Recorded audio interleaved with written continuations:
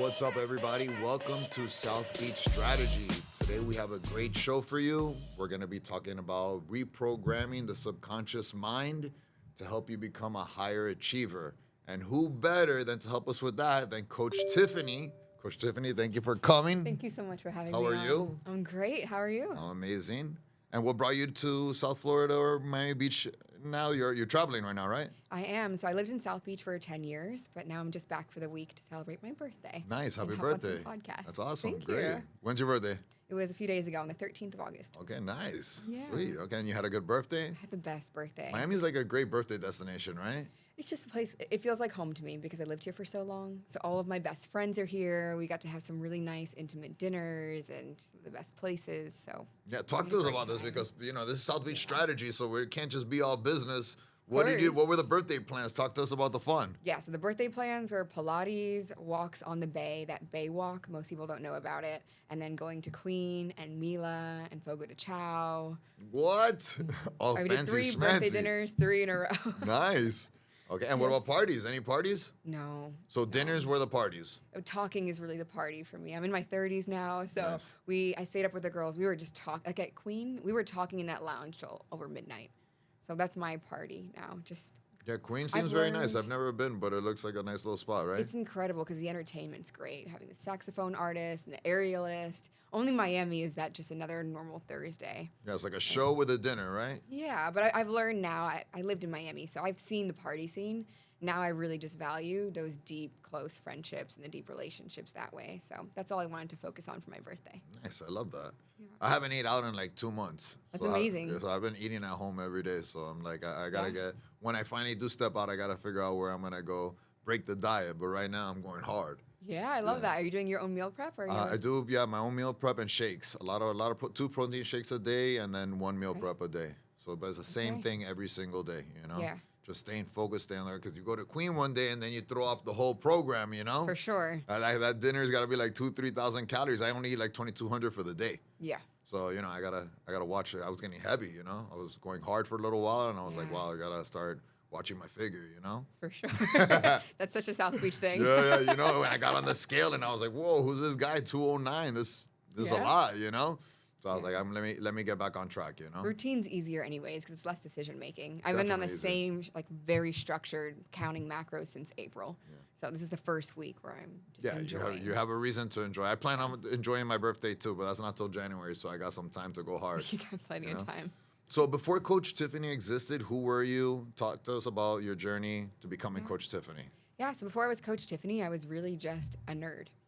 I loved learning, I loved studying, I loved reading, and to the point where I graduated high school at 15, started college a week after my 16th birthday, and then started college and joined 7 academic clubs. So I started studying Italian and French, and I joined Model United Nations. It doesn't really get nerdier than that. So I was really just living in the books before this. And I started traveling the world. So when I was 19, I went through Whoa, you're skipping the college stuff too fast. Let's go back there. So It this was is at the college, same right? time. Oh, you were Yeah. traveling and doing, so you were Yeah. doing it all. Yeah. So my first year of college, I did in person, but I felt like I couldn't, maybe someone else can relate. I couldn't relate to people. I struggle with this in America, and I think only people who have traveled really get this. But the American culture is very much centered around sports or TV or movies and entertainment. And I can't relate to a lot of that. I haven't seen most movies. I'm not big on sports unless it's fight sports. So my life was centered around books, and I wanted to have intellectual conversations. And after a while, I had to ask, what am I doing in college in person? I can do this online and travel the world and get an education that way. So I ended up doing that, and I started studying business online through the University of Florida while traveling through 20 countries. And so you're a UFC fan? Huge UFC fan. We were just talking about the UFC right now before you came in. Yeah. 'Cause we were trying to figure out what's royalty's ideal body weight. So I was like, listen, you got to go to the UFC roster, find a girl that you like her body, see what weight she fights at, see what she looks like, Yeah. and then shoot for that, Yeah. And she was like, oh, that's a good idea. Because that's what I Yeah, did for me, benchmarking. Yeah. Yeah, I I love started that. looking, when I was watching the UFC fight, the fight card from July 4th, Yep. I was looking at the guys that were like 6 feet, and I was like, oh, most of them are fighting at like 185. Yeah. That's probably where I need to be right now, and I'm at 209. So let me get down to Okay. that. So I shot for that, but I'm at 186 right now, But they so I'm walk getting there. much higher than they weigh. Yeah. But it was a good way to benchmark where they were because I know if they're fighting at 185 there, then I would probably be like a 190. Walking around normal because I'm not gonna get down. Sometimes a lot more. Some of Sometimes those a lot weight more? cuts are drastic. Really? But you can always search that online too and see what does this fighter walk around at, and you can Yes. find that too. Yeah. I know most of them. Sometimes they'll get off the program, but I'll stay on the program all the time, so I don't fluctuate so much. I went up to 209 because I kind of just like, was enjoying life too, traveling, Great. having fun. In Do you Miami, drink? It's hard. No. So you don't drink alcohol I don't drink at alcohol. all? No. Never. Once in a while, I'll have wine with my family because my Okay, family's good. from Italy. But other than that, no, I don't drink alcohol. And what are your thoughts on alcohol? In moderation, I think it could be okay, but I don't think it doesn't add value. So my stance is this: if something doesn't add value to your life, you don't have to wait for it to become toxic in order to let go of it. Yes. So for me, because there's no value add, why would I do it? I don't have to wait for it to become toxic. Anything that doesn't add value to my life, I just remove. So that's a good way to think about it. Yeah, and I'm 5'2", so speaking of calories, I don't need the empty calories. Yes. My BMR is 1,300. Right, It's yeah. very, very low. Yeah, I'm so sure. it doesn't make sense to drink alcohol for that reason. Of course. Yeah, and if it doesn't bring value, like you said, it's no point in even doing it. It's true. There's so many harmful effects to drinking, I like to drink, but I don't drink. But I like it. Like if I have a break and I want to go to my birthday and I want to have some drinks there, I'll do that. But I won't have drinks on a regular while I'm like here in Miami just working because it's so counterproductive, If you're trying to diet and then you're drinking, it's like one way is pulling this way and the other way is pulling that way. It messes up with your recovery. Do you track biometrics or anything like that? Not really. I'm not, right now counting calories is really the most that I'll do, like as drastic. I'm 47. I'm not really trying to be out there like a bodybuilder or nothing like that. So it's not like I'm going too crazy. Like, let me see what it is. You know what I mean? I know what are in the meals that I eat, and I just stick, as long as I just eat that every single day, I don't really have to worry about all those things. Every time I go to do a BMI, it just keeps getting better and better and better. So I just keep staying the course. And for me, eating the same thing every single day is not a chore like it is for a lot of people. I find like a lot of people, they think that dieting is like a chore. Oh my God, I gotta eat this food. I can't do that. There's no way I can do it for this long. And it's because I think when they think of the word like nutrition and diet, they're thinking about foods that they don't like. So they're like, oh, why am I gonna eat these foods that I don't like? Then it becomes a chore. But if you build your nutrition around foods that you like, it's not a chore. Yeah. You're just eating what you like in the rations that you should be having, not overdoing it, 100%. And it's a lifestyle. Right. Yeah. And you just stick to that. And then for me, it's just easy. Like so I could just do that. You know what I mean? Like I put my mind to something and I get it done. For sure. And what about for your clients? Do you tell them alcohol is okay, or is that I always recommend something strict. My clients like to be challenged.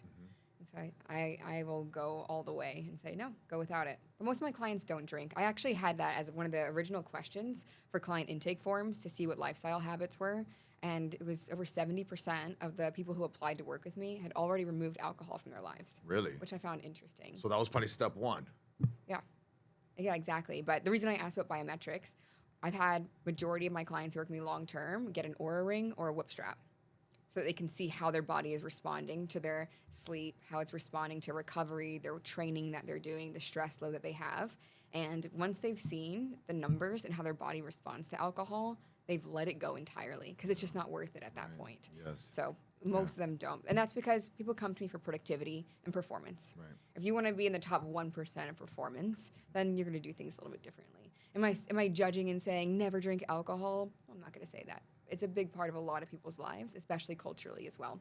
But if you want to focus on performance and energy levels, and if you're doing sports and recovery is important to you, then I'd recommend not doing alcohol. Yeah, I saw an interview with the CEO of Telegram, and he was saying that he doesn't drink alcohol at all. Yeah. And the reason why he doesn't drink alcohol is because he says if the brain is the most important part of your body for performance and, getting ahead and being an entrepreneur and being good, and you're going to put alcohol in your system, which is going to destroy your brain cells and hurt you, it's something that you probably want to stay away from, at least for him. Yeah. So that was his whole rationality for just staying away from it. He's like, if I'm trying to be this ultra high performer, and then I'm drinking alcohol, which is going to kill my brain cells, then it doesn't, it's not contributing to here, so he just doesn't drink, Yeah. He's in very good shape, too. Yeah, and I actually love what the Bible says about this as well, because there's a proverb about this in Proverbs 31, and it says I'm not going to give you word for word, but it's not for kings to drink alcohol. It's basically for the lower class that can forget their life and forget their pain and their anguish. It's for kings to step above that and focus on their responsibilities and grow. Yeah. And that's the essence of what even the Bible says. And I said, wow, you look at things a little bit differently when you're thinking in terms of responsibility, leadership, entrepreneurship, being a king. You show up different that way. Yes. And this is maybe a little off topic, but it's just something, so we're talking about it, we might as well just shoot the shit a little bit. For me personally, I'm thinking like a lot of the alcohols that are out right now that are very addictive that people are drinking are because the additives that are in them are very toxic. Yeah. So what happens is if you're drinking like the very high, like the cool tequilas that I don't want to say any brands or anything, but like the ones that like people kind of think are like, these are like the best tequilas, and I think the additives that are in them are getting people addicted to the additives. Of course. So they're over drinking. Because if you get a tequila that's more simplified and you take a couple shots, you'd probably be good. Yeah. But because the additives that are in these processed tequilas that people are drinking now have so much extra sugar and chemicals and stuff that get you addicted, you end up over drinking. And then that's why people now have, I think, began to start cutting it because the damage that it does when you're drinking 20 shots of tequila versus the 2 or 3 that you should be drinking. Yeah. So if you have pure tequila and you drink 1, 2, 3 shots and you're good, you can't get that when you're drinking all the additives because the additives make you want to drink more. So if you're drinking like ice cream tequila, right? Let's think of it like that, like ice cream tequila, boom, oh, that was good. Yeah. Boom, another one. Boom, another one. And then before you know it, by the time all that has processed through, you're obliviated. And then it takes 3-4 days just to get back to normal. You're waking up the next day with the shakes and the shivers. Like, that's not what an organic liquor should make you feel like. Maybe you should have a little hangover in the morning, dehydration, but you shouldn't be shaking in your bed for 3-4 days. You know what I mean? And it's just the added ice cream that's in these tequilas that are making people get like this. And that's why I think there's been a huge cutback. People are like, whoa, this is just too much. You know what I mean? Like the drinking, I got to cut it. Because if I'm going to feel like this for 3 or 4 days, you can't maintain, Yeah. So that was just my little take on the alcohol situation right now. Okay, so when you're in college and you're going through the travels and you're deciding what you're going to do, you weren't sure what you were going to do. What changed? Right. So I was traveling. I went from Italy all over Europe. I ended up in Thailand, and I ended up studying Muay Thai for 6 months. So I joined fight camp at Tiger Muay Thai, if you've heard of it. That's so cool. Yeah. That's so dope. I would love to do that. I wish I could do that. Man, hopefully when I retire one day, I can at least, that sounds like really cool. And that's such a beautiful gift and a blessing too, because as a 19-year-old, I got to spend 6 months training hard at Tiger Muay Thai, which is, some people dream of going there, So I got to learn about that. I learned a lot about the mind and discipline that way. I had already been studying psychology at the time as well. And I moved back to the States, moved back to South Beach, and I got a job working for a coffee company, hence why I was obsessed with coffee. Nice. And I had the corporate dream life. I had an office right here at, I think it's called Spaces now, on 5th Street. Oh, it's called Spaces now? Okay. Yep, the co-working space right there. I had my own office. I had a company car. I had 6 weeks paid vacation, free travel to Europe, for example. And I was living in Flamingo with ocean view. Oh man, you're doing it. This is the dream, right? This is the corporate dream. And I remember just feeling so empty. So empty. I thought I had everything I wanted, but I knew there was more. I felt like I was productive and doing what everyone says you should do at that age, but my soul felt like it was dying. And I felt this calling to start speaking and to start helping people, because people had always come to me for advice. So I started learning more about that. I decided to quit my job with no plan and take a one-way flight back to Thailand, which is a second home for me. And then the pandemic hit. So when the pandemic hit, that's when I decided to go all in. I started posting content on Instagram every day. I got multiple coaching certifications after some really deep study and training on coaching as well. And I started jumping on podcasts, built a multiple six-figure business, lived my dream life in Thailand, moved back to Miami. That wasn't too long ago. What happened in Thailand and Indonesia that shaped your thinking? Was this before the pandemic or after? Both. I lived there both times. So yeah, both times. So, Yeah. but when was the one that kind of like Yeah. turned your thinking? So one of the biggest points that really changed my way of thinking, I'm a little bit of an adrenaline junkie. So not just Muay Thai and combat sports, but I also love motorcycles. So I rented a Kawasaki Ninja 650, and a car hit me head on while I'm driving. And Oh man, yeah. So imagine. So I'm helmet or no helmet? Helmet is the only reason I'm alive. Helmet is the only reason I'm alive. If you ever get on a motorcycle, wear a helmet. Yes. So I was at a red light, and this woman, it was 11 o'clock in the morning on a Saturday. She was on her phone, not looking where she was going. And she was turning, but she was supposed to turn into her side of the road. Instead, she turned into oncoming traffic, and I was right there, the first thing. So I remember I saw 3 frames. I saw the car making the turn. I saw the car directly in front of me, and I remember I had the thought, I'm about to get hit. And then I saw the car just before it hit me, and then I blacked out from that. The bike went into my abdomen, tore all of my abdominal muscles, and then I got thrown off the bike, landed on my head and shoulder, and rolled and stood up. And I remember I stood up, totally confused. And I'm like, what country am I in? Thailand. What side of the road did they drive on? The left. And I just wanted to know if it was my fault. You were on the right side. I was on the correct Okay. side. I was on the left side where I was Yes. supposed to be. I was like, okay, the accident's definitely my fault, not my fault. And I thought I was okay after that. I ended up having some neck Concussion? and back pain, and yeah, I ended up dealing with some of that. But although that accident, and I have a clip of it, actually I have the CCTV footage of this accident, it lasted 4 seconds. But it felt like it lasted 2 hours because there was a time dilation that happened. It was a near-death experience.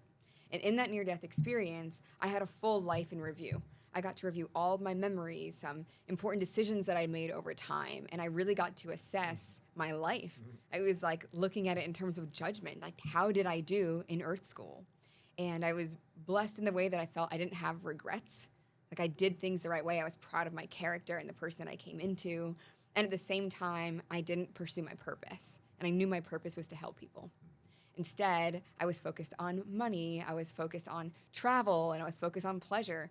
What does Tiffany want to do? She wants to get a massage every day. She wants to go yeah. do 4 hours of Muay Thai plus Hell a PT. She's doing Krabi Krabong, which is another martial art. Like she's doing all the things. Yeah. She's at the beach every weekend. I like that.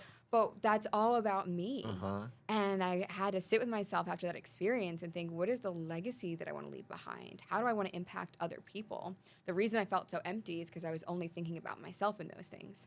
And that's why I really decided to start studying coaching and how I can help other people live their dream lives too.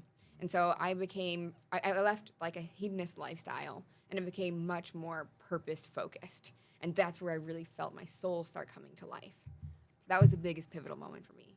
So then you just said, all right, I'm getting out of here. Let me just pick up my stuff and go back to the States, or? So that would have been an interesting idea, except this was March 23rd and the borders were shutting on April 8th. So this is right when the pandemic hit. This is right when it hit. And they said the borders are going to be closed indefinitely. No idea you're a when they could be citizen. open of the U.S. So I could have chosen to come back to the States. And I saw the chaos on the news. And you were just like, nah. And I'm looking at what people are saying on social media. They weren't and I'm doing that thinking, there? No. Everybody was just normal. Oh, we can go into that. Yeah. Yeah, we can go into that. Uh-huh. But I was like, why would I go back to the States? What am I going to do? Yeah. Lock yourself up? Yeah, I'm Yeah. gonna go sit indoors. Everyone's in turmoil. I'm not going back. I got a beach house. Yes. Yeah. I'm gonna keep my beach house, and it's Thailand. I'm gonna hire personal trainers to the house. Of course you are. Why would I? I can get my massages at the house. I love lockdown. Let's do this. Yeah. I'm living a rich life. Don't stop the show. Yeah, so I decided to stay. Yes, of course you did. Yeah, exactly. And that's where, remote work wasn't really as big as it was after the pandemic. But that's where I put my head down. I started studying and I hired a business coach, I hired a mindset coach, and that's where I really got things started. Okay, nice. I love that. Yeah. All right, perfect. So then we'll keep going, I guess. So you're telling us you got into the studies and then? Yeah, so I got into the studies. I started speaking online, started getting invited to speak for different companies, different organizations. But what you just said, okay, I'm going to just start, Yeah. That's exactly it. I'm just gonna start coaching people. Messy action. Messy action. I've been taking care of myself for 6 months, but I'm gonna go out there and tell people how to level up. Yeah. So I've always been the person that people come to for just sound advice. I have this thing where someone will meet me within 5 minutes. They're telling me their whole life story, all the traumatic things that ever happened to them. And they typically say, wow, I just feel so comfortable around you. I've never told anyone that before. So that's always been like a natural gift that I had. But the other part of that too is I had done 13 years in therapy. I'd invested tens of thousands of dollars into my own coaching. And I wanted to learn how the subconscious mind works because I recognize the system is broken. If we have a system where people tell you to go to therapy, cope with your feelings, there's no such thing as healing, you're always going to be this way, and if you don't like being this way, just take this pill, that means the system's broken because it's not true. We know that the brain has the ability to create new brain cells, that's neurogenesis. We know that the brain can rewire itself through neuroplasticity. We can create fully new neuropathways. So it doesn't make sense to me that the narrative was you're stuck the way that you are, and you were just formed by your childhood and you're always going to be that way. Wait, so hold up. The brain can regrow brain cells? Absolutely. Neurogenesis. So when they tell us that when you drink and you burn your brain cells, you're never going to get them back, that's not true? So the brain has the ability to create new brain cells. You can also create brain damage, which affects the brain's ability to do that. So alcohol puts holes in your brain. So another thing I like doing is looking at brain scans. If you look at the brain scans of someone who's never touched alcohol and someone who drinks regularly, there are really big holes in the brain. And even more so if someone's messing around with marijuana, for example. So that does create significant impact, and sometimes it can be lifelong. So you don't want to use substances in that way. So substances aside, the brain can definitely rewire and grow itself. Got it. And we've seen that. Yeah, so naturally it just does it Naturally. as you grow and as you get older and stuff, okay? Yeah, the body has a blueprint to heal, but you have to support it in its healing process. So talk to us about our subconscious mind. What's going on there? When is it ticking? What's it working? What's it doing to us? Yeah. So you have two parts of your mind. You have the conscious mind and the subconscious mind. The subconscious mind is responsible for roughly 90 to 95% of everything you think and feel every single day. So even majority of the thoughts you have today, around 80% of the thoughts you have today, are the same exact thoughts you had yesterday and the day before. Your subconscious mind is trying to systemize everything because your conscious mind doesn't have a lot of bandwidth. So anything it can create an SOP for, that's how it's automating everything, down to the decision on what food you eat. When you go to a restaurant, you think you're making the decision because you're looking at the menu. The decision was made before you even got there. And that's due to what? That's due to the subconscious patterns. So you have patterns that are hardwired in your brain from making repetitive decisions that are learned. And then because that's already hardwired, the pattern will continue. So, for example, an emotional response. The subconscious mind is a domain for all of your emotions, positive and negative. So when you get triggered, for example, and you have a negative emotional reaction or a trauma response, you're not reacting to what happened in that moment. You're actually reacting to the first thing that ever made you feel that way, even if it was before the age of 7. And you're not consciously thinking, how do I want to respond in this moment? Unless you've trained yourself through personal development to pause and assess. That way you can be responsive to your environment instead of reactive. But all of your reactions and your habits come from the subconscious mind. Okay, so when you talk about being a computer programmer for the mind, is it the coach that's the programmer, or does the actual client have to be the programmer? Yeah, so it's both. So the conscious mind has the ability to program the subconscious, but there could be some hiccups. It can be hard to do that on your own. So, for example, by brute Definitely willpower, hard to do that, right? Right, but we all say we're going to do that. Like a perfect example of that is New Year's. Mm-hmm. What does everyone do on New Year's? Mm-hmm. New Year's resolutions. Mm-hmm. I'm going to be the best version of me. I'm going to stop drinking. I'm going to work out twice a day, every day for 75 days. And a majority of people have dropped off by the second and third week of the year. Why is that? They tell themselves they're going to do something and they commit to it, but then they fall back to the old identity that they have because they haven't rewired the mind for that. Now, you can wire your own mind by creating a new identity for yourself. So, for example, we were talking about health and fitness. In health and fitness, you can say, I'm going to diet because I need to change. I love to eat McDonald's and junk food, but I'm going to force myself by willpower to diet.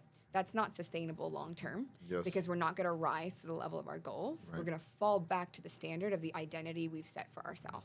If instead you decide today, I'm an athlete. I'm an athlete. I train like an athlete. I eat like an athlete. I think and I sleep like an athlete. When you start taking action from a new identity, everything else starts to change and it becomes sustainable. But even better, it becomes obvious because that's what an athlete does.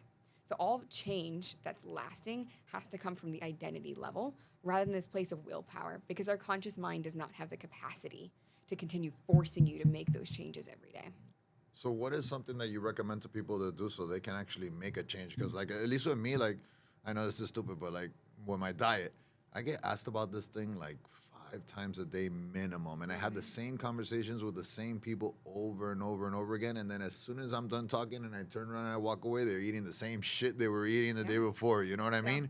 So it's like, do I even waste my time even trying to explain to people like what they got to do? Or I should tell them, listen, why don't you work first on yourself? You know, and when you're ready to program your brain to eat properly, then we'll talk. Because if not, I'm just wasting air, you know? Because people, it's like you said, they can't reprogram themselves. And I think the example there about the New Year's resolution is great because it's so true. People by the second week forgot it. They're over it. You they have didn't to even want start. it. You have to want it. Yeah. And I think a great place to start is asking yourself, do you actually want that thing? Or do you want to want it? Most people want to be healthy. They want to be successful, but they don't actually. They don't have the desire enough because most people tolerate everything. They tolerate way too much. They're in their comfort zone, and they would rather stay there than actually take the risk or make the sacrifice to go higher. And in life, we don't get what we want. We get what we tolerate. The challenge is most people tolerate way too much because through comfort, they're used to these things. They're not willing to be uncomfortable, which is why the changes don't happen. When you decide and fully commit, I'm fed up. I'm not willing to tolerate this body fat percentage anymore. Yeah. I'm not willing to tolerate this anxiety anymore. I'm not willing to tolerate the same communication problems I'm having in all of my relationships over and over and over again. That's when you can start asking yourself, what do I need to do to create lifelong change and transformation there? Because I don't want to do this again. I don't want to keep going through these patterns and these loops and just living the same experience over again in new seasons. So someone who's looking for a coach like you is an entrepreneur or someone looking to become an entrepreneur or someone that's struggling with relationships, spiritually? Yeah. So most of my clients are entrepreneurs and they're in business. That's just because I have a lot of friends in business. But I can work with pretty much anyone on these this. are people that are probably pretty committed and pretty set on their ways. Yeah. So what are they looking for? An edge on top of that? Yeah. So what I've learned about a lot of high performers, even though on the outside they look really successful, on the inside they can be unfulfilled, they can feel empty, they can lack trust, and they can still feel that they're playing small, and they feel they're able to hide in their performance because everyone else looks up to them. And so from other people's perspective, they're very successful and they're doing great. But from their own perspective, they're behind. They could be doing so much more, and they're staying comfortable because of a bad business decision they made a few years ago. They got burned, and now they're afraid to trust themselves or someone else again. An investment went sideways. Now they're afraid to invest again. They're not telling anyone that. That's unspoken. Or maybe they have personal challenges that are bleeding into business. Maybe there's marital problems that are bleeding into business. Or maybe they just have an unhealthy relationship pattern that now it's messing with their focus, and now their business results and their numbers are showing that. Yeah. So whether it's their health, their relationships, or their personal life, or their business that's affecting, anything in your personal life is always going to bleed into business. Yeah. And so that's where clients really come to me because they don't even know where they're getting stuck anymore. They know where they could be and where they want to be. They can't understand why they got stuck in the comfort zone or how to get out of that. They can't understand why their identity feels like they've outgrown it and they don't know what's next. Yeah. A lot of high performers, they're into personal development. So they've read all the books, they've listened to all the podcasts, and they've adopted these character traits that they like from other people. I like this person's confidence, or I like that person's masculinity. I like the way this person articulates themselves. I like that person's posture. And so they've put together some sort of Frankenstein identity. Yeah. And they've lost their own, and they don't know who they are anymore. Yeah. This is why we have identity But wouldn't crisis. that be learning, aren't they learning from people and trying to adapt? But it's not integrated. Right. So when we try to make change at just the thought and the behavior level, and it's not integrated, you have a lack of alignment. So that's why you might take 2 steps forward in the right direction, and then somehow you end up drifting all the way to the left. And you feel this constant tug of war because the identity itself isn't integrated.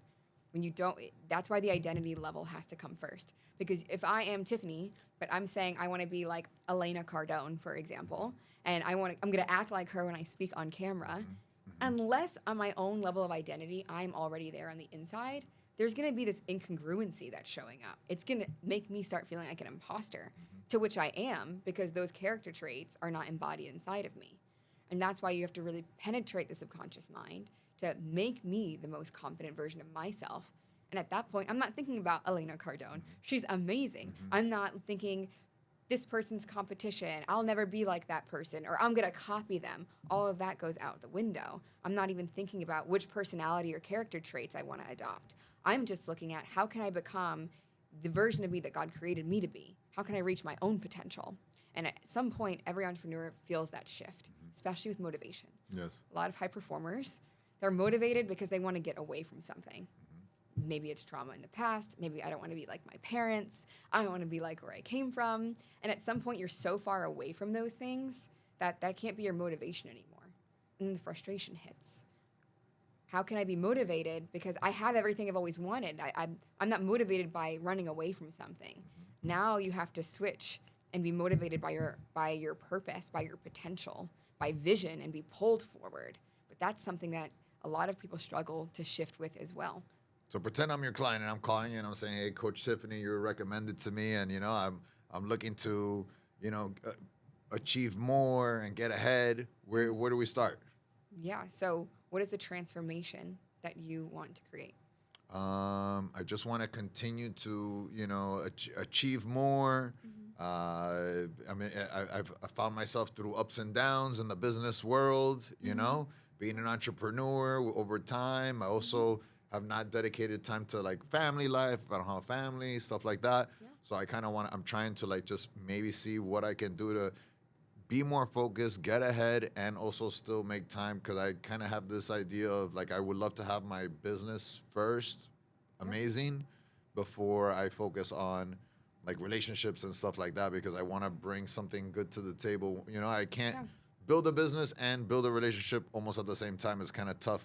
At least I feel like that, because here it's like, to build a business and a relationship, you would have to find a partner who's understanding of that situation. And that's very hard to do, because people have needs and they don't understand always what it requires to be an entrepreneur, because they've never done it. They don't understand sacrifice, So, that's two challenges. And so to eliminate one challenge, I'd just rather not deal with one, because regardless, that option will always be available.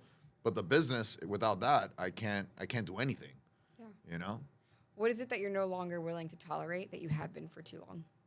Tolerate, see, the thing with me is I've gotten fucked so much that at this point in the life, like I could tolerate pretty much anything, because I've been through it all. So I roll with the punches, I'm not one of those, like one of the clients you mentioned that they've gotten screwed and they can't trust nobody. Like, I'll keep trusting and I'll just keep getting screwed. And if that happens, it is what it is, because I can't change who I am. And I know in order to grow, I have to be able to trust people. Yeah. So if I can't trust people, then I'm never going to grow. And I might as well just pack up my bags and just go live under a bridge. So I'm always going to keep trusting and, just trying to make better decisions and learning and, going through that process. And hopefully things will eventually glue. And when you make a snowball, you got to start with a snowball to make a snowman, Yeah. So you just little by little, you go mounting snow and then you build something nice, Of course. So that's kind of like how I see things. So tolerate. From yourself. From myself. What if for yourself? Because it sounds like you have a great life.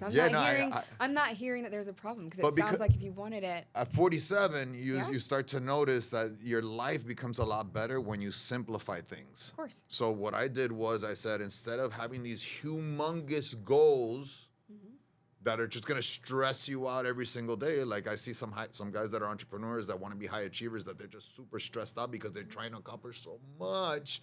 I downsized everything in my personal life to like the bare minimums. Of course. So when I walk out of my house, I don't have jewelry, I have no flash, I wear clothes that are on sale. Like, I have nothing that's like ultra pressure on me. So I'm happy with being able to go to the gym, run my business, stay focused, eliminate the distractions, stop the drinking, things that just hurt you, and then just give it time and those things will mount up. So as far as like I have a great life, sure, I have my health, Yeah. There's a lot of people who are 47 who don't have health, who are in a bad shape, and I understand that, you know? So I would never want to say, oh, I hate my life. You know, like I see, oh, I hate my life. You know what I mean? And they live in a mansion. You know what I mean? Yeah. I have I've friends seen like it. that. I've had clients like Yeah. So it's like, I'll be like, oh man, I'm not even answering this guy's call. Yeah. Because this dude's living in a mansion, you know, the life, you know, multiple houses, all this stuff, and he's like upset about one little thing, and then that hurts. I don't want that energy transferred over to me, you know. But what is your dream? What is it that you like? If you could wave a magic wand right now, how would your life be different that you don't have? I would have 5 kids. Okay. So family, it sounds like, is a strong value of yours that's been because underprioritized. for me, what I've learned is having 5. What I believe, if you have 5 kids, you have future, you have longevity. You know, you could transfer over what you haven't accomplished to them and continue living. So you don't have you don't have a ceiling. Yeah. That ceiling is gonna go on without you. So and then having those assets, you know, I consider them like assets. You know, if I had 5 human beings that were attached to me, there's nothing. I couldn't trade that for $1 billion in the bank. Of course. Because I could have $1 billion in the bank today and tomorrow I have nothing. One bad business move, the money's gone.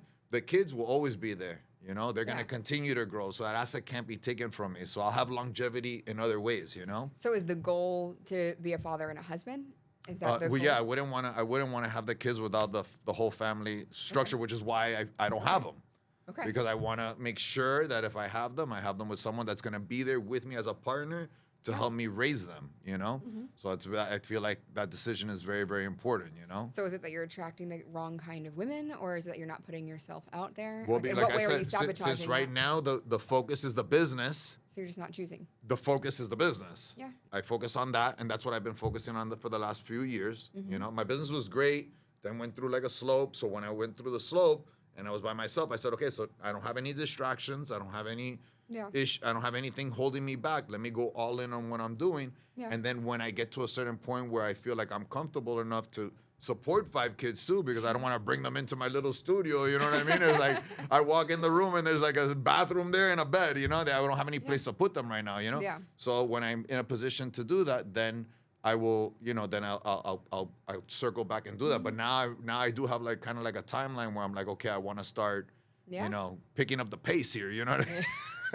Do you feel like if nothing else changes and you just continue doing what you've been doing, that ultimately you're going to have that like love, that marriage, and that family that you're wanting? Or do you feel like something needs to change in order for you to get there? So like for me, I have a backup plan, you know?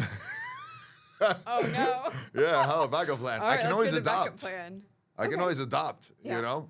So I have no issue with adaptation. I actually rescued a dog, and the dog that I rescued loves me more than the dog that I got from the breeder since he was a puppy. Why? Because the rescue went through trauma. You know what I mean? He knows what it's like to not have a good owner.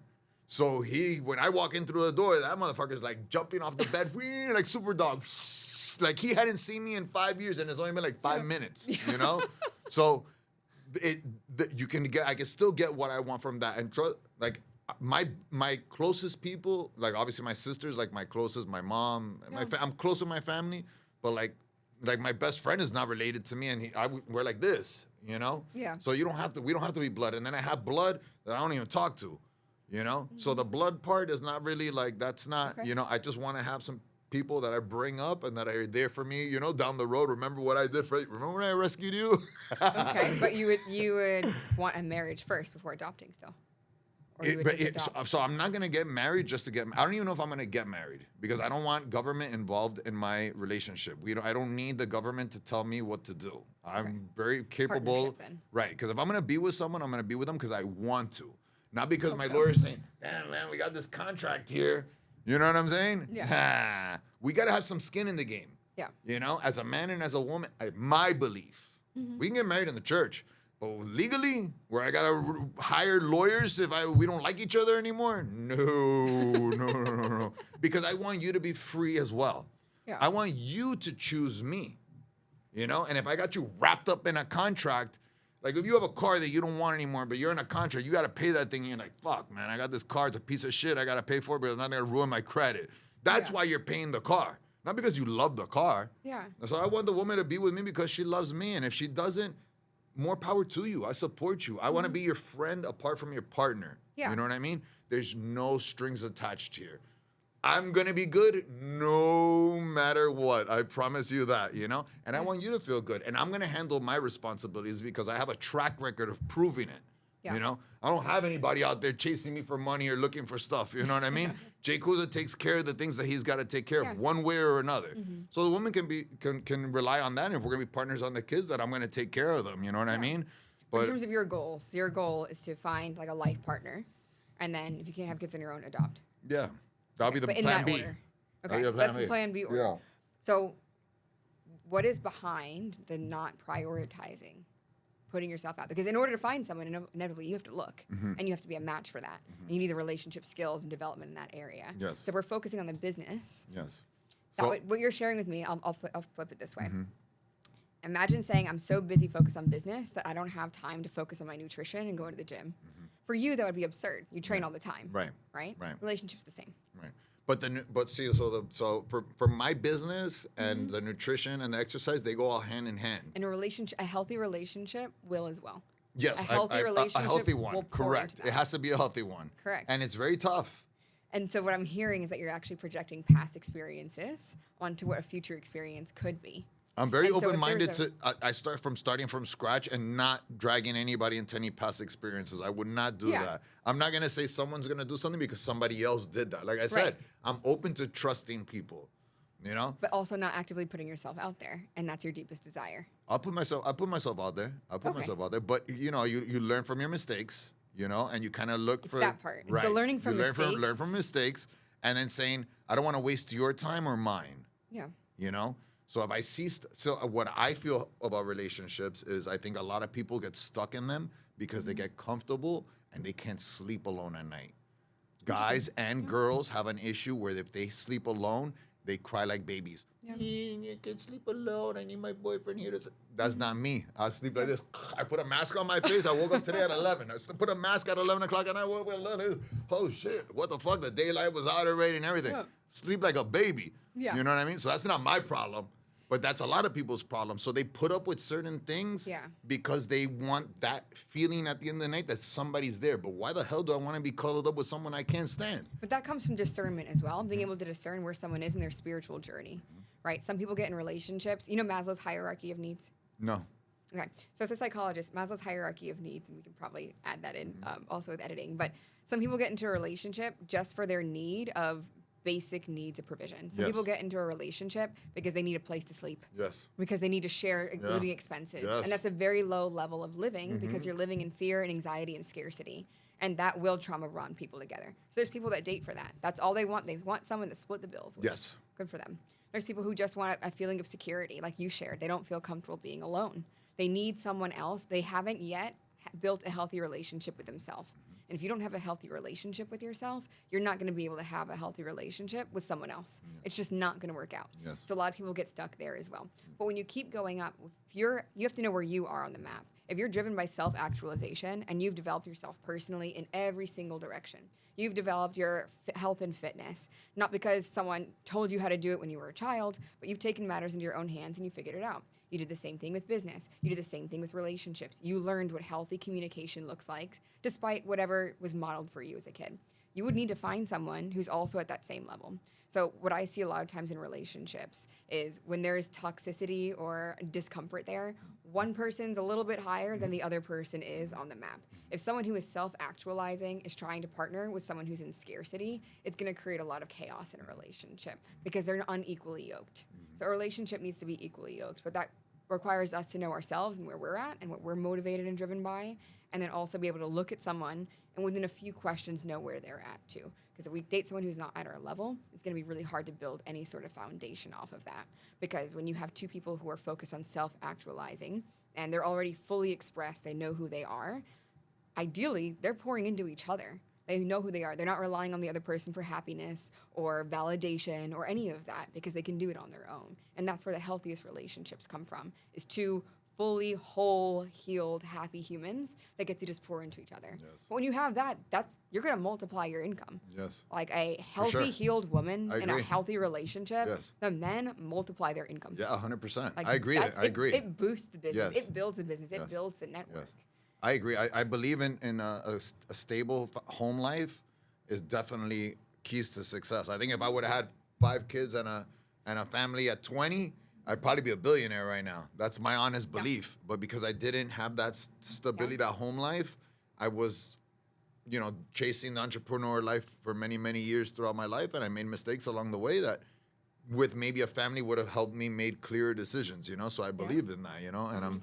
I'm very upfront and honest that I let people know on day one I don't need shit. You know what I'm saying? So that's why I agree with you. So on date number 1, just so you know, I don't want shit. I don't need shit. Just so we're clear. I don't need anything. I don't want anything. I just want to get to know you and then see if we can build a foundation from there. But since I wasn't sure if I wanted to go down that road, I don't want to waste anybody's time either and be like, hey, yeah. But then at the same time, I got to explain to them, hey, sorry, it's Friday night. I got to make my meal prep at home because I got to pay my employees and I don't have, I can't be out I can't go to Prime 112 today. You know what I'm saying? And then, so dating at the beginning requires attention, requires you maybe going out and doing some stuff that, in an entrepreneur life, when you're building a business, you don't have the luxuries of doing. So I just rather stay away from it. I don't want to have to make that explanation. Hey, sorry, I'm an entrepreneur, I gotta pay my bills and stuff, so I can't go out to dinner with you today. I gotta be in bed by 8 p.m. so I can be up at 7 in the morning tomorrow and do it all over again, Yeah. It's like, in the honeymoon stage or someone you're dating with, they don't want to hear that shit, They want to hear that you're... where are we going today? Oh, we're going to go on a trip. Oh, we're going to go here. This is what they want. In Miami too, though. Yeah. That's very much a Miami thing. Yeah, it's a Miami thing. And that's thing. not normal everywhere. No, I know. At all. I'm from New York. Yeah. So, I know because I remember when my sisters were older, my mom, my dad, and we lived there. The lifestyle was completely different, but I live here, unfortunately, So I'm a piece of what's around me. Yeah, You can't focus on all the things you don't want. Right. Because when you focus on what you do want, then you'll be able to find that and see that, and you won't be worried about all of those other things too. 100%. Yeah. So then what do you tell me? So this isn't something this isn't something that I would coach on specifically. Yeah, because you're not a relationship coach. Yeah, I don't do just relationship coaching. I could. I This choose is not programming. To. Yeah, of course. So getting clear on what it is you want, first of all, to the details, a list of exactly all the character traits and everything that you're looking for, and then first believing that it's possible and sticking to that standard. And just knowing what your boundaries are is something that would be helpful in that. But that's not something I would coach on, for example. I would coach on when someone's getting in their own way and they know they could be 10xing their income and they're blocked from doing that because they're just not motivated anymore and they don't know where it's coming from. Or they've realized I've only had toxic relationships. I don't know how to communicate in a healthy way. And every time a relationship goes toxic, my business goes down. That's more. Yes, that happens a lot, I'm sure. Oh, of course. Yeah, I definitely don't want Miami. that. Yeah, of course. You do talk about programming when people want success, relationships, a lot of positive things, and you talk about the subconscious not working with the conscious. Right. So what is some of the things that maybe that subconscious mind, is there a pattern of things that you see in people that the subconscious mind does to hold people back? Yeah. What are some of those things? So in marketing language, because I know you like marketing too, there's people who are problem aware, and then there's people who are symptom aware. And I'd say majority of people are only symptom aware. They're aware that they're not where they want to be yet, but they're not sure why. They're aware that they have a fear of public speaking and putting themselves out there and being seen, but they're not sure why. But the way that shows up, they're not posting as much content as they want to be posting. Therefore, they're not having the opportunities they could have, and they're blocking their own blessings. That's an area where I would work. I swear, that's me. I don't post at all. I only post the podcast stuff. I don't post. Every time I'm about to post something, I'm like, I'm not going to post that. Yeah, why? I just Symptom, don't know. I that's just a like, symptom. I just don't. I don't know. Like a lot, like the shakes. Like so many people asking me about my diet, and I'm like, okay, maybe I should do a little post and show people because everybody's fucking asking me about the diet. You know what I mean? Yeah. And maybe I should do a post. And then when I go to do it, I'm like, nah, fuck it. I just look like an idiot. Exactly. So your mind is automatically to create a picture, and you can only have one picture at a time. Yeah. So the picture that you have when you go to create content is, oh, someone's going to think I'm an idiot. Yeah. Yeah. And how motivated are you to go create content in quality and volume when that's your thought?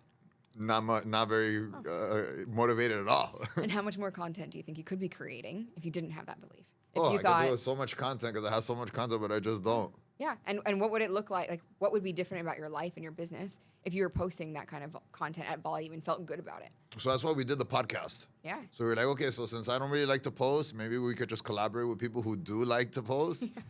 And then it'll just work for me the same way. So that's the point of the podcast. You know, we work with people who are great talkers like you, very smart, and who speak well to the camera. And then I just piggyback off of you. You're finding the workaround. Yeah, it's a workaround. Yeah, but even just speaking direct to camera, there's probably something behind that as well. If you have a concern about how people are going to perceive you, does that show up anywhere else in your life? Well, also, you know, I'm always worried about, like, you know, there's so many restrictions online when you want to speak your mind, you know?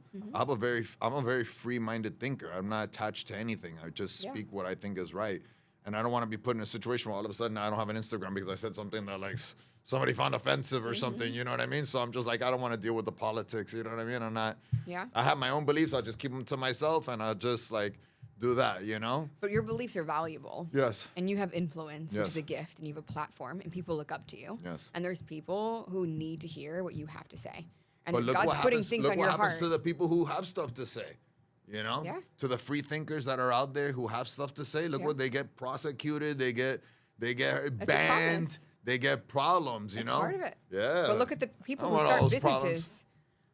They get problems. Yeah. They have challenges. so I don't they need get more. screwed over. So Yes. no one should have a business. Yes. I don't make money off of Instagram. So causing those problems there do me nothing. When I have problems in a real life business, then I deal with it because that's how I make money. So you're saying it's risk free, but when there's a risk, you're all in anyway. Yeah. Do you see that? Yes. Okay. Yeah. So there's something else there because you just said it. There's no risk in posting more content on Instagram, and still you're worried about getting that platform taken down, which won't affect you in any way. Yeah. But when it's something where there is a higher risk, No, it will affect me because if I have no platform, then it does affect my business because I need it for my business. But you said if you lose your Instagram, Right. then it wouldn't Because matter. I connect with a lot of my clients through Instagram. Yeah. Right. But you can get an Instagram back. I had it taken from me once, and it took me a month to get it back, and I had to pay money to get it back, $3,500. Okay. So that wasn't a win-win situation. So now I just stay away from the. How long ago was that? This was like during COVID. Yeah, but now we have Meta verified, so you can just call Meta and get your account back. Oh, really? Yeah. Oh, okay. So Yeah, you it's know like- all the work. That's a It's like workaround. $15 a month. That's good. What if they Yeah. say, "Oh, but you said something that nobody likes"? Ah. No, you'll be fine. Yeah? You get it because you're a paying customer at that point. Now you're a customer. Oh, okay, perfect. I like that. Yeah, I like the Meta verified. Meta changed the game. That's good. Perfect. Yeah, now you have a subscription, you have a dedicated agent, no problem. And if anything happens, I have a contact too for that. Oh, that's great. So don't worry I about love being that. See, deplatformed. okay, perfect. Huh? Let's see. But the We're content learning. needs We're to be- learning. Yeah, but the content can be focused on whatever's going to grow the business too, and of course viral moments. But you can always say between the lines. Yeah, we've had some great viral moments, but you know, they're always just good, fun stories. You know, it's not. We don't have stuff that's like controversial. You know, like. Okay, so what's your most fun story that you haven't shared on the podcast yet? That we haven't shared on the podcast? Yes. Or the one that went the most viral? The one that you haven't yet shared. That you're like, this is so good, I should have probably shared it on the podcast, but I haven't had the chance yet. Royalty says I have a ton. People say I have a ton of things that I could have a lot of experiences from my business that people and life experiences that most people would be like, so your clients that talk about like, you know, when they got screwed over, you know, or they've come through a challenge and it's devastating for them. Yeah. That would be like this on my radar. Yeah. You know what I mean? I've got this much problems that I've overcame, you know? Yeah. And that would be something to share, you know, but they're very personal stuff sometimes. And it's just stuff that I just don't like putting people out there and things like that, you know? So I just kind of keep it to myself and stuff, but they're good stories because you're like, whoa, wow, if you only knew. So I have celebrity stories and just all kinds of stuff, you know? But it's just like I just keep it to myself and I just roll with the punches and I just keep on moving. I'm a very private person too, you know? Yeah. Like I don't like to like speak about myself. I feel like also it's like bragging and shit, you know? So I'm not big on that. I have family in Colombia. They're not rich or nothing. People that I know over there, they might see us and be like, oh, this guy brags a lot, you know? Yeah. Like, I'm not trying to be like braggadocious or anything. I just try to keep a humble appearance and just be like, you know, your average guy. How do you want to be known? Huh? You want to be known as an average guy? I just want to be known as a guy that just very nice, you know, person who says what he's gonna do and he does it. Yeah. You know, a man of his word. Yeah. You know what I mean? I would love to be known as like a good father. Yeah. You know, good family man, stuff like that. You know, good business person. You're always going to be misunderstood. Yeah. And posting less content online is not going to make you more understood. It's going to make you more less exposed. but you're always going to be misunderstood. You're always going to have a relative that's secretly jealous or judging or someone talking about you, but that is not enough of a reason to not put yourself out there and speak your mind and be the fullest expression of yourself. When we all become the fullest expression of ourselves, that's how we attract everything that was meant for us in life. But that would be, in my book, that would be an example of like playing small with content, being concerned about what other people are thinking. And most people that post less content are really concerned about 5 to 10 individuals that are closest to them. They're afraid of what their hometown person's thinking, or what their brother, sister, cousin is thinking about them, or what their old colleagues are thinking about them. They're thinking about that. And those 10 people's opinions are strong enough to make someone not even post anything online. So since we're talking about Instagram, let's talk about your Instagram strategy. Yeah. Let's talk about what's your strategy when it comes to Instagram? Yeah, so I'm relaunching Instagram. I took about a 2-year gap off Instagram, and I've really been focusing on YouTube right now. But the best part for Instagram is I'm doing a reel a day and a carousel a day. I'm on vacation right now. But when I'm back, that's my focus. So carousels are all about really good hooks, keeping retention with every line, and then a call to action to share or follow. But something that's very shareable. And then speaking to the camera, I'm really focused on storytelling and connecting and having kind of stories like this. But that's focused on emotion. Well, let's talk about this post here. Diagnosed with OCD at the age of 2. Who was that? Mm-hmm. Who was that? Yeah. Me. That was you? Yeah, that was me. And what do you think about that? What are your thoughts on that? Is that possible to diagnose a 2-year-old with OCD? Yes. Yes. Yes. How do you know? Because I had a form of OCD called trichotillomania. Are you familiar? No. So it's an obsessive compulsion to pull out hair. So some people obsessively pull out hair from their head, from behind their head, eyebrows, or eyelashes. So obsessive compulsive for me at the age of 2 is I would rip out all of my eyelashes. Mm-hmm. So that's how that was diagnosed. And what do you think about diet? You think diet plays a role in that? No. This was just you. You had an obsession with this. It's a disorder. It's just a disordered way of thinking. Because I've dealt with a lot of kids, and I had a kid that I felt like they diagnosed him with OCD as well. Yeah. But then at the same time in the morning, they're loading this cut up with like 10 bowls of cereal, you know what I mean? So by 8 in the morning, he's like, and it's like, oh my God, he's got OCD, but he's sitting in class like, well, the sugar's going through his system, you know what I mean? Yeah. Is that OCD, or you just loaded this guy with 10 ounces of cocaine in his cereal, so that guy's like off the hinges with it. You know what I mean? Yeah, like I feel like the OCD stuff, some people can obviously you had yours, and then I think sometimes with like these young kids, especially their with diets have a lot to do with it. I feel like if he eats oatmeal, I don't know if he's gonna sit at 9 o'clock going like cracked out. You know what I mean? On sugar, The sugar, I feel, has a lot to do with like these young kids. Yeah. In your time, it wasn't so bad because the food wasn't as processed back then. Yeah. But nowadays, no, of course, it's like there's so much sugar and junk in the food. I feel like, man, are we worrying about the diet first, or we're just putting them on pills? I feel like that shows up more for ADHD, but diet doesn't really affect OCD. Okay.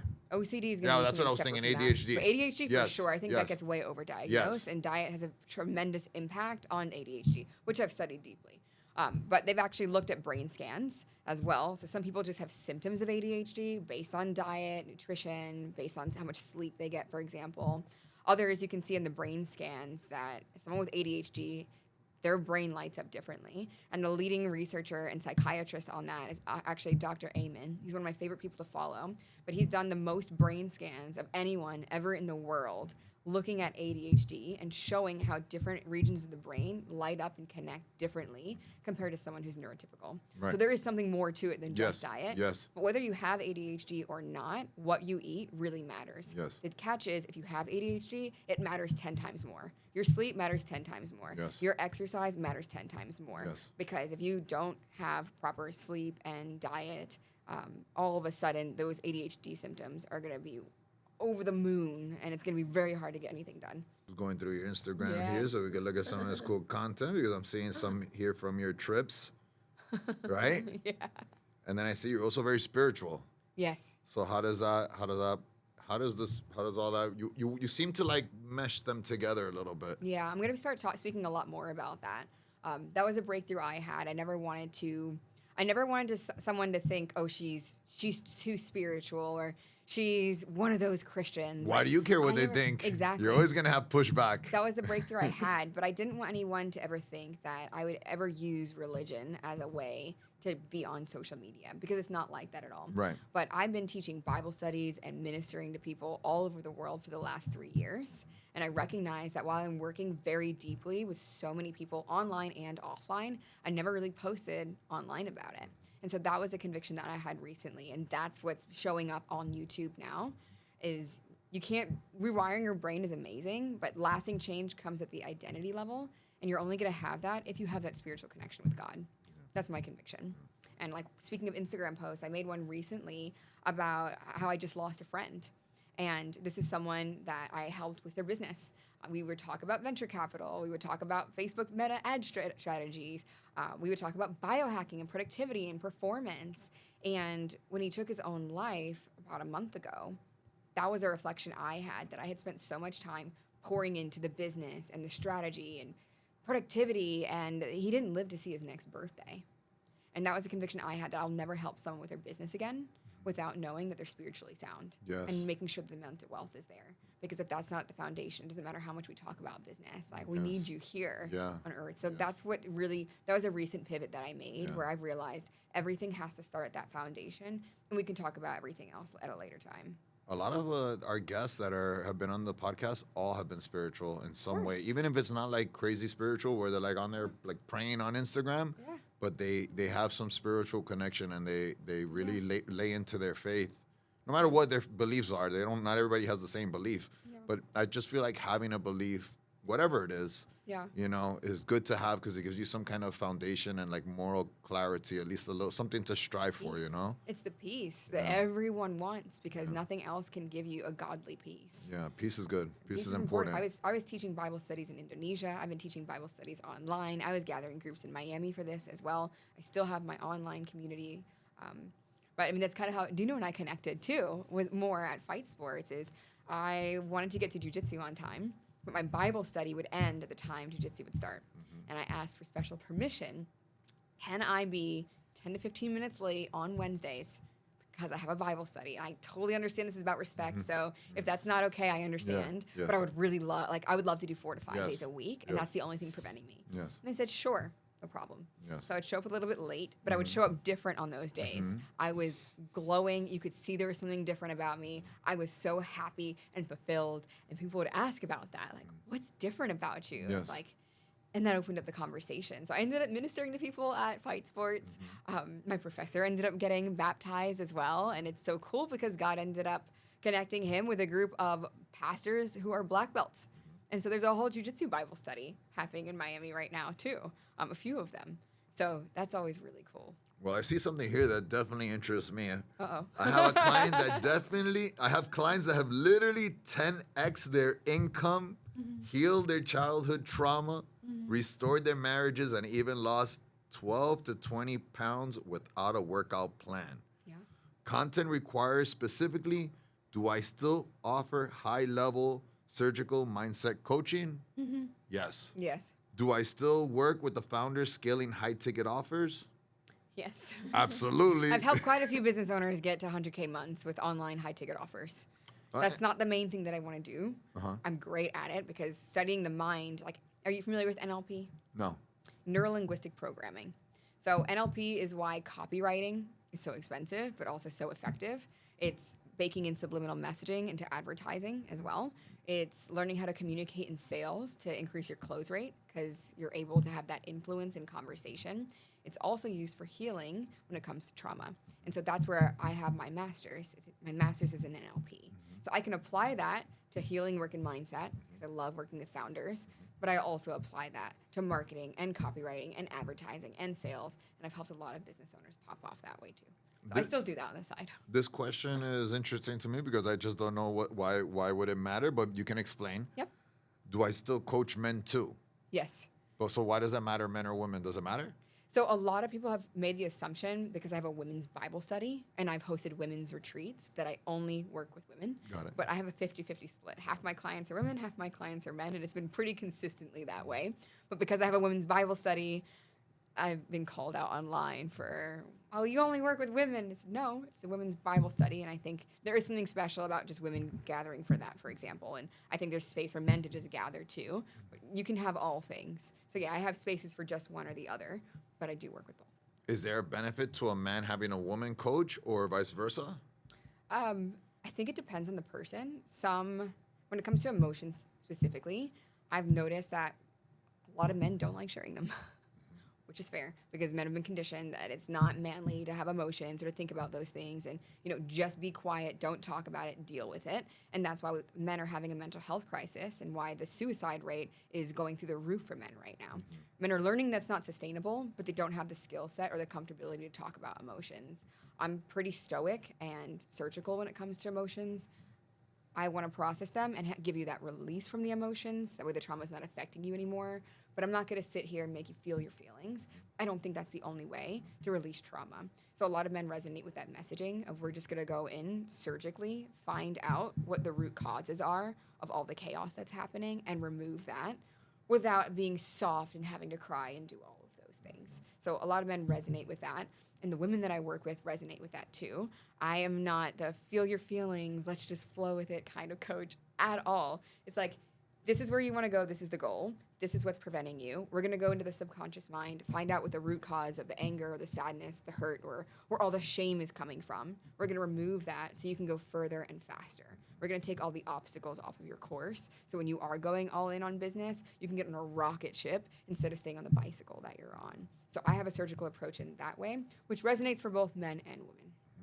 Something here that you wrote that seems like it's getting very popular right now. It says, do I still consult on personal branding, which I see a lot of big companies have moved towards. Instead of branding so much the business, now the CEOs are trying to brand themselves. Of course. Like have to. Elon Musk. Yeah. Right? Of course. So talk to us about that. Even without the focus, when you look at how many followers Elon Musk has versus Tesla or SpaceX, Elon has infinitely more. Same thing with Gary Vee.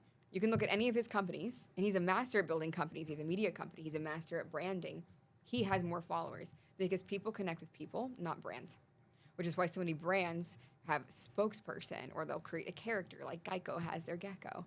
They try to personalize it so that people are able to connect. So personal branding is really important. Back in the day, I had a personal branding agency with a team of 30, and I would have clients fly into Miami. I would have them do a full photo shoot for personal branding, a video shoot as well. Mm-hmm. My team would take care of the copywriting, the website, all the automations, everything, just to get their messaging in one place. So only if I've already worked with someone, that's where I offer that too. But same thing applies. I need to know that you are mentally well before we start expanding and building that way. And how do you figure that out? Through conversations. It's pretty, like I shared. Like an interview. When someone wants more for their life, they're pretty open to be vulnerable about saying, this is what's actually going. Like, this is what I look on the outside, and this is what's really happening in my life right now. This is what's alive and active for me. Here's where I'm getting stuck. Most people have the awareness of where they're holding themselves back, and they're able to have that conversation. But if someone is sound and they're ready to go all in on their purpose, and they know that personal branding is that next step, then I'm able pretty easily to put that strategy for them. You talk about a book that you like, The Enemy's Book, Playbook? Enemy's Playbook. The Enemy's Playbook. Yeah. What's that book about? Yeah, so that's not a book, but that is a topic that I speak on. An example of a book that would be on that topic would be Napoleon Hill's book, Outwitting the Devil. Mm-hmm. So have you read this book? No. It's so good. It's really just looking at, with your soul on earth and you have a purpose, you also have opposition and an enemy that's trying to block that. And most people internalize it and say, I'm a procrastinator, or I'm the perfectionist, for example, or I just have a lot of anxiety. The reality is there's a spiritual component to that. And so you have a spiritual enemy that's trying to block you from reaching your fullest potential. And if you can know all the ways that that looks like, which could be something as small as drifting away from your own discipline, then you'll be able to protect yourself against it. So understanding the spiritual components in distraction and everything like that. And the spiritual warfare, what do you mean by that? Yeah. So before I go there, what is your background like or understanding when it comes to religion or spirituality? What's my religion? Catholic. Okay, perfect. So have you heard spiritual warfare? No. Okay. So spiritual warfare is speaking about the war between good and evil. You have God and you have the enemy, and they're going against each other. And so the way most people talk about it is like spiritual warfare is out there. Like there's good and bad in the world, and it's in the media and it's in politics. Yes. But the reality is it's between our ears. Spiritual warfare is what's happening in the battlefield of our mind. It's the war within as well every day. And every person experiences that. But if you don't realize that there's an enemy that is attacking you, then you're not going to be informed on how to pray out against that.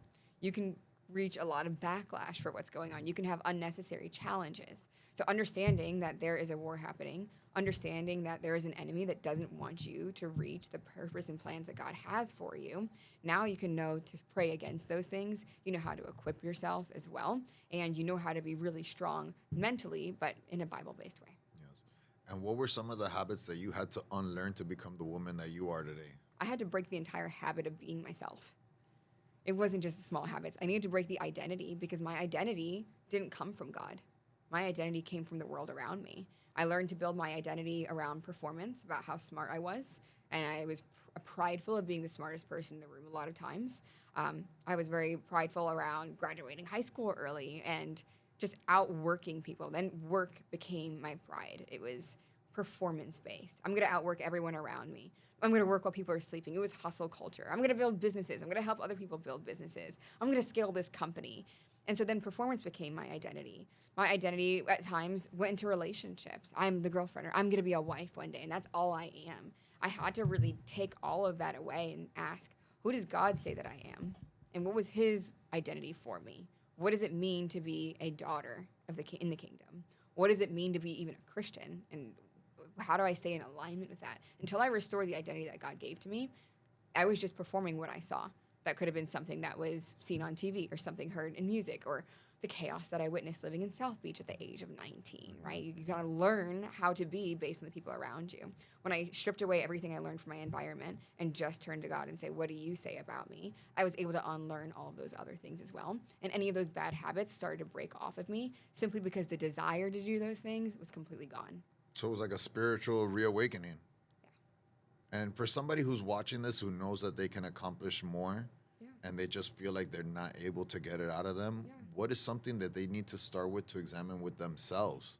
Yeah. I think the first part is admitting that if you were going to be further by now, you would have done it on your own. Self-reliance is one of the biggest things that holds high performers back, myself included. I'm going to rely on myself. I know I'm smart enough to get through this. But if that's the case, you would have been there already. So letting go of relying on yourself and being prideful of I can do it on myself and recognizing that God's design is to do things in collaboration. God has given different gifts and talents to different people, and we're meant to use those together to build everything that he has planned for us. So if you can't figure out why you're stuck and you're sitting here in indecision and a lack of clarity, call someone who can help you bring the clarity. I mean, there's so many different tools and resources out there. There's so many incredibly gifted people out there, but that's an example of being in the comfort zone. I'm stuck, but I don't know why. I'm going to wait for clarity to work with someone. I'm going to wait for clarity to reach out. I don't even know what the problem is. That is enough to reach out and say, can you help me with this? This is what's showing up for me. But stop tolerating the lack of clarity alone. You can sit in a lack of clarity and indecision for a decade or longer, and I've seen it happen. Well, right now you're talking to millions and millions of people. So what's something you want to share with us before you go to just kind of let everybody know, Coach Tiffany, I'm here for you. Yeah. What do you got to share with us that we haven't covered? Yeah, you're never going to outperform your own self-image. Your self-image was probably shaped under the age of 7, and it's not your fault what happened to you, but it is your responsibility to have a transformation. You were designed to transform, and no matter what anyone has told you, you are not stuck the way that you are, and you are capable of far greater than you've ever even imagined. You need to put yourself in the right environment, and you need to have conversations with different people who can help open your mind up to that. And if you're getting in your own way, don't rely on yourself.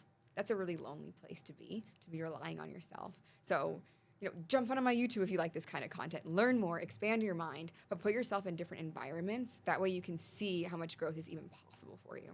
I felt like I've learned so much from this interview, and I hope that this podcast is shared with many people and they can get the same benefits that I felt like I got out of it, sitting here talking to you and getting remotivated and, Getting fired up. I love it. Fired up and looking at myself, first and saying, what are some of the things that I could do better so that I can grow as a person and, get to the next level. So thank you so much. I appreciate you coming.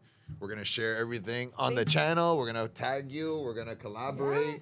Thank you so And much for I having have a me lot on. of friends that would love to get in contact with you, that I'm sure they're going to reach out. You'll start seeing the follows and the shares and the DMs and stuff. Yeah, I love you it. know, and I think that the main thing is I think people are scared sometimes to just reach out and ask for a little help. But, Yeah. having somebody to talk to, or maybe just listening to the podcast might be enough, Knowing you Really won't be goes far. judged Yeah. is really important. Knowing Yeah. there's no shame around that, and just having a safe space to open up. I mean, I've had people confess murder. Like, I've had clients confess murder and crazy crimes, things they've never told anyone before, and they're met with just no judgment on that. Yeah. Let's just process this out. Yeah. So And then hopefully they got some peace from that, and they were able to figure out their situation. Yeah, that's a tough one. Confessing to murder is a rough one there, bro. yeah, I'm telling you, I've and even just leading Sometimes Bible people just want to studies- get it out, they're holding that in. I can imagine. I've seen it where it's like they're holding that in, and then one day they just break. Yeah, a lot of people hold so much, and even the Bible studies I've led. I mean, I've had the motley crew. I've had everything. I've had active cartel members in my Bible study. I've had influencers in my Bible studies. I've had it all, but I don't. What about judge anyone. OnlyFans? Yeah, for sure. I've had OnlyFans in my Bible study, men and women. And they still doing it, or they're like, oh, they're done with that? Yeah, some of them are still active, but they have started It's seeking. hard to turn off the and money, as long as you're seeking, there's been so many testimonies online of people who are doing OnlyFans who have left that behind, left all the money behind, and turned to Jesus. There's so many testimonies. Like Fitness Nayla is one of the girls that I love hearing about. She's turned her entire platform into glorifying Jesus and teaching people how to come to God no matter where they came from. So God can take anything and turn it to good. No one's too far gone, and I genuinely believe that. I heard a lot of people ask me to do OnlyFans, and I'm like, no, I won't. I'm a man of God, and I don't believe in that. That's such a Miami thing to say. Yeah, it is, right? Oh my God. But most people, they can't turn down the money, but I do. I turn it down because it's not worth it for me. I'm like, you know what? I'd rather be poor. Yeah, it'll rob you of your I'd rather be peace. poor. Yeah, I need my peace. I need my kids, my 5 kids, when they grow up. I don't want to say, man, my dad copped out, bro. On some OnlyFans. You know what I mean?